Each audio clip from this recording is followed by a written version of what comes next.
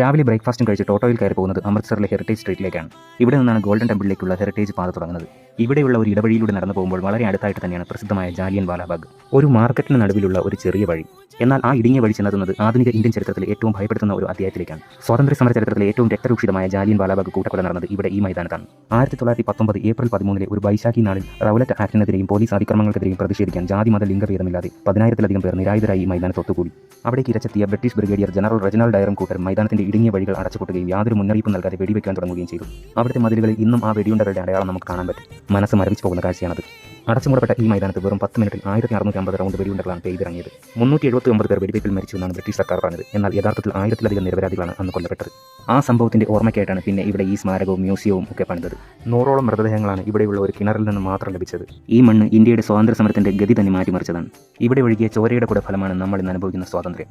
ഇവിടെ നിൽക്കുമ്പോൾ നമ്മൾ ആ ധീര രക്തസാക്ഷികളെ അഭിമാനത്തോടെ ഓർത്തുപോകും.